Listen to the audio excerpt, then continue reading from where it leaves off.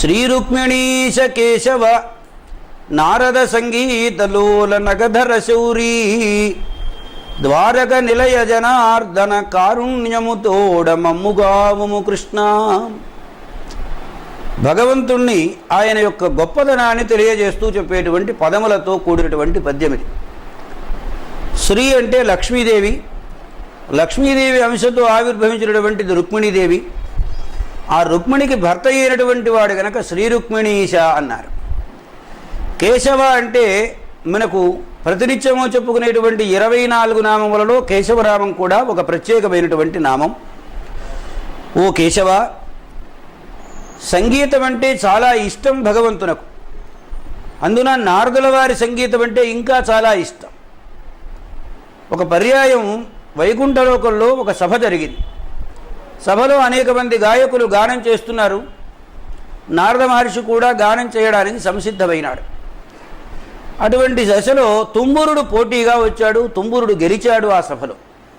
నారద మహర్షి వారు ఓడిపోయినారు. ఓడిపోతే, భగవంతుడా, నాకు ఇంతవరకు సంగీత ప్రపంచంలో గొప్ప పేరున్నది, నేను ఇవాళ ఓటమిని పొందుతున్నాను, కాబట్టి నాకు ఏదైనా సంగీతం నీ దగ్గర నేర్చుకునే అవకాశం నాకు కల్పించవలసింది అన్నాడు. సరే, దానికే ఉంది, ఇప్పుడు కాదులే, తర్వాత చూద్దామన్నారు. శ్రీకృష్ణస్వామిగా అవతరించిన తరువాత మళ్ళీ వచ్చి గుర్తు చేశాడు నారద మహర్షి, నాకు సంగీతం నేర్పమని. అంటే జాంబవతి దగ్గర నీవు నేర్చుకుని రావలసింది అని చెప్పాడు.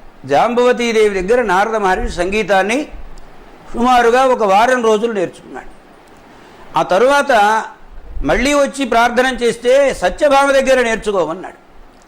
సరే, అలాగే రండి, సత్యభామ దగ్గర 1 రోజుల్లా నేర్చుకున్నాడు నారద మహర్షి. తర్వాత 3వ పర్యాయం మళ్ళీ వచ్చి ప్రార్థన చేస్తే అప్పుడు కొద్దిపాటి సవరింపులు చెప్పాడు పరమాత్మ అని ఒక ఆఖ్యాయిక పురాణములలో ప్రసిద్ధంగా ఉన్నది. నారదుల వారి సంగీతం అంటే చాలా ఇష్టం పరమాత్మకు. నారద సంగీతలోల నగధర శౌరీ.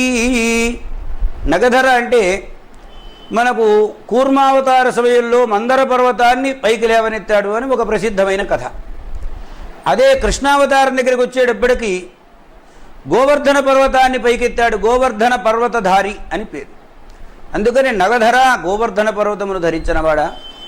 శౌరి, సూరసేనుని కుమారుడు కాబట్టి శౌరి అనేటువంటి పేరు ప్రసిద్ధం. అన్నీ అయిన తర్వాత మనం ఏదైనా ఒక విన్నపం చేసుకోవాలంటే ఒక ఉత్తరం రాస్తే అది ఖచ్చితంగా ఎవరికి చేరాలన్నా అడ్రస్ కరెక్ట్గా ఉండాలి. కృష్ణస్వామి ద్వారకానగరంలో నివాసం చేశాడు కనుక ద్వారక నిలయ, జనుల యందు అమితమైన ప్రేమ కలిగినటువంటి వాడు కాబట్టి జనార్దన దయదలిచి నన్ను రక్షించవయ్యా అని ఈ మొదటి పద్యంలో శ్రీకృష్ణస్వామిని ఒక మహాభక్తుడు కృష్ణ అనే మకుటంతో ప్రారంభమైన ఈ శతకంలో స్వామిని ప్రార్థన చేయడం జరిగింది.